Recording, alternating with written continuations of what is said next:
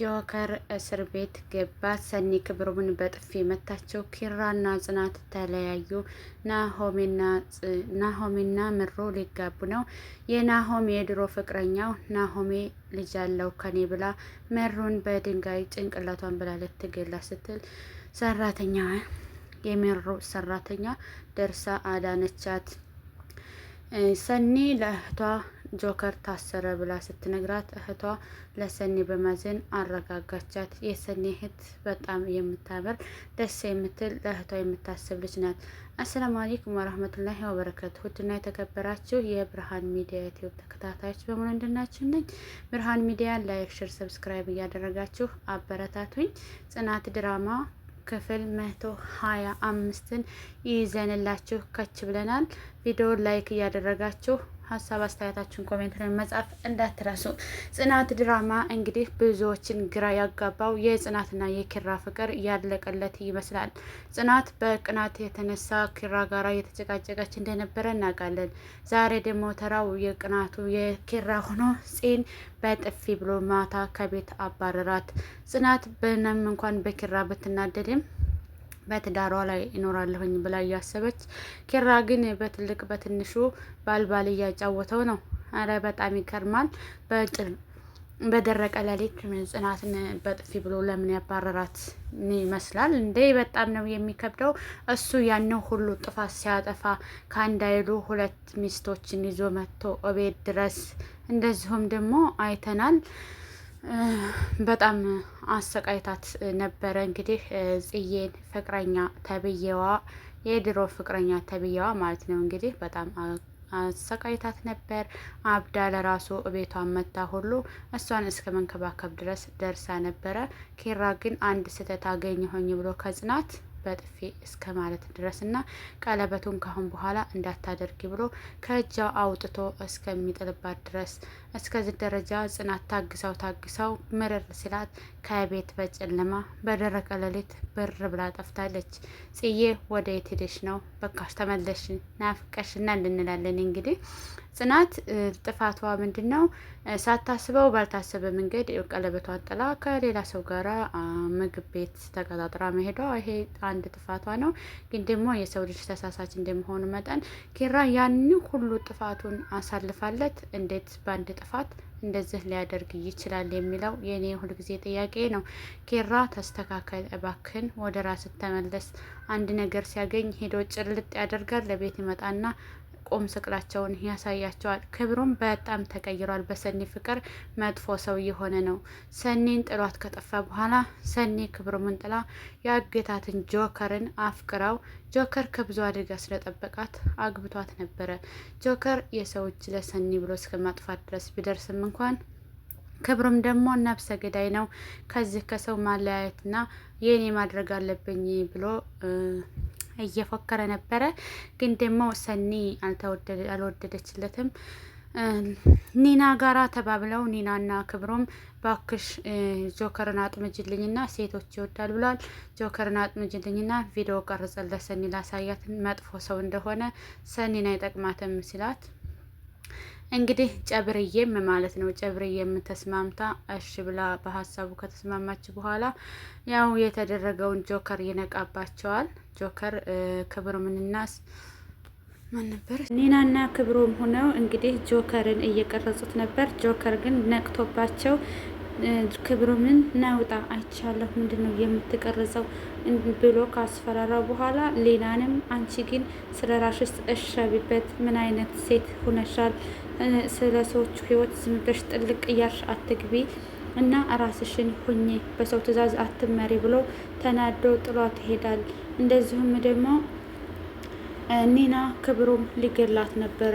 ኒናን ጆከር ተናዶ ወደ ሰኒ ጋር እየሄደ ከሰኒ ጋር ሲገናኙ ይህን ጅል የድሮ ፍቅረኛሽን እና ኒና ተብያዋን አስጠንቅቂልኝ አይድረሱብኝ ሲላት ሰኒ ተናዳ ክብሩም ዘንዳ እና ኒና ዘንዳ መታ ኒናን በሶፋ አፍና ልትገላ ስትል እንግዲህ ናሆሜ ያድኗታል ማለት ነው። ኒና ይሄንን ያደረገችው ለሰኒም አስባ ነው፣ የክብር ምን ወሬ ሰምታ ነው ማለት ነው። ጆከር እንደዚህ አያደርግም እያለች ብትከራከረውም እንኳ ግን ደግሞ ክብሩም ህሌና ከጆከር መጥፎ ሰው ነው፣ ይሄንን ካደረግሽ እኔ ኃላፊነቱን ወስዳለሁኝ ለሰኒና ለእኔ ስትይ ብሎ ካታለላት በኋላ ኒና እዚህ ችግር ውስጥ ስትገባ እሱ ዞር ብሎ ነበረ። ግን ደግሞ ሰኒ አንተ ምን አይነት ሰው ነህ? ዝቃጭ ነህ፣ እንደዚህ ነህ ብዬ አላስብም ነበረ ብሎ ሲላት ለራስሽ አስቤ ነው ሲላት ሰኒ ስለ እኔ የምታሳስበው ምንድን ነህ? ምን ቤት ነህ ስትለው የድሮ ፍቅረኛሽ ነበርኩኝ ሲላት የዛን ጊዜ የኔና ያንተ ፍቅር ያለቀው ጥለኸኝ ባልክ ሰዓት ነው። ከዛሬ ጀምረህ ድርሽ እንዳትል ባሌ ዘንዳ ስትለው የምን ባል ብሎ ሲላት ሰኒም ተናዳ ክብሩምን በጥፊ ትመታዋለች። ደግሞ ፍቅር የጀመሩት ሄኖክና ኪያ የራኬብን ጓደኛ ስታወራው ሲሰማ ሄኖክ ተናዶ ጥላው ሲሄድ ምን ነው ለምንድን ነው ጥለኸኝ ሄድክ እያለች እየተከተለችው ሄኖክን ኪያ ለምንድን ነው አለኝ ማቴው እስካሁን ድረስ ለምንድን ነው አለኝ ብለሽ ያልነገርሽኝ ሲላት ምን ነው ቀናህ እንዴ ትለዋለች ኪያ ሄኖክ ኪያን እንደሚወዳት ባይነግራትም ያስታውቅበታል። ኪያ ግን እወድሻለሁኝ እስከሚላት ድረስ እየጠበቀች ነው። ኪያ ይሄንን ያደረገችበት ምክንያት ብዙ ጊዜ ሰዎቹን ቶሎ አትቀርብም፣ ለዛ ነውና ሄኖክ ኪያን እወድሻለሁኝ ለማለት በጣም እንግዲህ ወንድሟን ኪራን ይፈራዋል። እነሱ ቢሮ ውስጥ ተቀጥሮ ስለሚሰራ ስራውንም መፈታት አይፈልግም። እንግዲህ ለዚህ ሁሉ የኪራና የጽናት ጸብ መነሻዋ ራኬብ የሆነችው እነ ኪራ ቢሮ ኪራ ጋር ሁና ስትሰራ ያው በቅብጠቷ የተነሳ ወሬ በማብዛቷ የተነሳ ጽይት ትቀናለች። ከሷ አራቅ ስትለው እሱም የስራ ባልደረባዬ ናት ከሷ መራቅ አልችልም ሲላት በዚህ የተነሳ ነው እንግዲህ የተቀያየሙትና ትዳራቸውን እስከ መጥበጥበጥ ድረስ የደረሱት። ጺም ከሷ ካራክ ብላ በራሷ መንገድ አስተካክል። የጽናት ቤተሰብ እንግዲህ እየተበጠበጠ ነው። አንድ በረት ከብቶች መካከል አንድ ተንኮለኛ በሬ እንዳለ እንደሚባለው ሁሉ እንግዲህ ተንኮለኛው ማን እንደሆነም በጽናት ቤተሰብ ሁሉም እየተበጣበጠ ነው። እንደዚሁም ህሌና የድሮ የናሆሜ ፍቅረኛ ዛሬ ልጅ አለኝ ከናሆም ራቄ እያለች እያስፈራራቻት ነበረ። ምሮን ከጀርባዋም ሆና ልትመታት ስትል ሂዊ ተከታትላ ታድናታለች። ሂዊ ህሌናን ሄዳ ከባክሽን ከምሩ ራቂ ብላ ታስጠነቅቃታለች። ምሩም ይሄንን ስትሰማ ማለት ነው ካሁን በኋላ ጦርነቱን በግልጽ ጀምረናል ስትላት ህሌና በጣም ትናደዳለች። ሂዊ ምሩን ስታድናት እንደውም ምንድነሽ አንቺ አሽቃባጪ በስንት ብር ገዝታሽ ነው ሰራተኛ በስንት ብር ነው የገዛችሽ ስትልና ስታዋረዳት ምሩም ስሚ ህሌና ተብያዋ ሂዊ እህቴ ናት እንጂ እየከፈልኳት የምሰራልኝ ሰራተኛ አይደለችም በአደራ መልኩ ተሰጥቼ የምንከባከባት እህቴ ናት እንጂ ስትል ሂዊም ምሩ እውነትሽን ነው ትላታለች። ምሩም አዎን ሂዊዬ አንቺ እህቴ ነሽ ትላታለች። እንደዚህ እየተባባሉ እንግዲህ ህሌና አልለቅሽም ስትላት ምሩም እስከዛሬ ዝም ብዬሽ ነበር ካሁን በኋላ ግን ጦርነቱ ህሌናም እኔ እኮ ጦርነቱን ከጀመርኩት ቆይቻለሁኝ አንቺ ነሽ እንጂ አልገባሽ አለው ስትላት ምሩም ተናዳ ካሁን በኋላ ምንም ነገር ብትይ አልተውልሽም ትላታለች። ከዛ ይሄንን ሁሉ የሰሙት እነዚህ በጣም ይናደዳሉ። እንደዚሁም ደግሞ ልታስተዛዝናት እንደሄደች ምሩ እንግዲህ ባሏ የታሰረባት ሰኒ ጋራ ስትሄድ ምሩዬ መሆንሽ ነው ጥቁርቁር ብለሻል እኮ ምን የተፈጠረ ነገር አለ ስትላት ትነግራታለች። የድሮ ፍቅረኛ ናሆም ይመታ ልጅ አለን ባክሽን ከናሆም ላቅ እያለችኝ ነው። ምን እንደማደርግ ግራ ገብቶኛል። በአንድ በኩል እውነት አላት እንደገና ደግሞ እኔ እወዳዋለሁ ስትላት እንግዲህ ሶበር የሌላት ትዕግስት የሌላት ሰኒ ምን አባቷን የምትለው ሂጄ ረንጫጫታለሁኝ አንለቃትም እያለች እየፎከረች ነበረ። ምሩን ሁሉም ሰው እንደሚወዳትና እንደምትወደድ እርግጥ ያለች ልጅ ናት። ይሄ ነው እኮ ግራ ያጋባኝ ደግሞ ከአባባ ጋር ይተዋወቃሉ ትላለች። እንግዲህ ህሌናና የናሆሚ አባት ጋሽ ይተዋወቃሉ። ይሄ ነው ነገሩን ያከበደብኝ እያለች ነው እንግዲህ።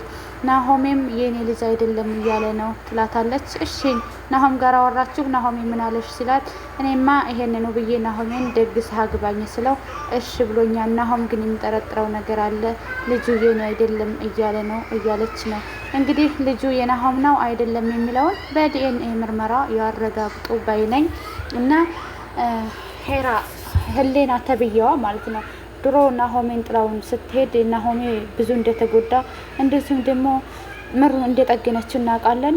ናሆም ከምሩ ጋር ይቀጥል።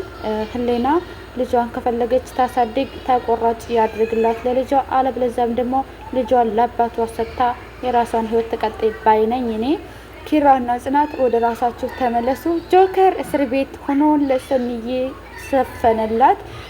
እስር ቤቱ ነው ሲያሰቃዩት፣ አዲስ እንደ መግባቱ ዝፈን እያሉ ሲሉት በብዙ ችግር መከራ መሀል አግኝቼሻለሁኝ ብሎ ለሰኒ ይዘፍንላታል። እንግዲህ ጆከር እና ሰኒ በአንድ ሆኑ። የክብሩን ተንኮል እና የጆከር ጓደኛ ወንድም ነኝ ተብዬው ለፖሊስ እየጠቆመው ይጋለጡ የምትሉ ሀሳብ አስተያየታችሁን ኮሜንት ላይ ጻፉልኝ። ጁጁግስ እንደዚሁም ደግሞ በጣም ለእህቷ ስሜት የምትጠነቀቀው የሰኒ እህት ከሁሉም በላይ ለሰኒ ክብር፣ ለሰኒ አእምሮ፣ ለሰኒ ሁሉ ነገሯ ናት እና ከአሁን በኋላ ምንም አላደርግም እህቴን መንከባከብ አለብኝ እያለች ነው። እንደዚሁም ደግሞ ሰኒ ራሴን አሳልፌ እሰጣለሁኝ። ይሄን ሁሉ ነገር ያደረገው ጆከር ለኔ ሲል ነው። ጆከር ሰውየውን አውቆ አይደለም የገደለው፣ ሰውየውን የገደለው ለኔ ሲል ነውና እኔም የዚህ የወንጀል ተጋሪ ነኝ። ጆከር ጥየው አልሄድም እያለኝ ነበረ ከመታው በኋላ በድንጋይ እኔ ነኝ እንሂድ ብዬ ያስተውኩትና እዚህ ችግር ውስጥ የከተትኩት። ጆከርንም እንዴት እንዳገባት ለእህቷ ትነግራታለች ታሪኩን በሙሉ። የሰኒ እህት ይሄንን ስትሰማ በጣም ትጨነቅና ግን ደግሞ መረጋጋት ስለነበረባት ተረጋግታ ቆም ብላ ስለ እህቷ እያሰበች ነው። የሰኒ እህት ምን አይነት እርምጃ የምትወስድ ይመስላችኋል? ጆከርን የሚሆነውን አድርገን እናስወጣዋለን እያለች ነው የሰኒ እህት። እንግዲህ ሰኒ እንደዛው አድርጋ ምናልባት ሰውየው ከተገኘ ጆከር ከእስር ቤት የሚወጣበት ቀን ቅርብ ይሆን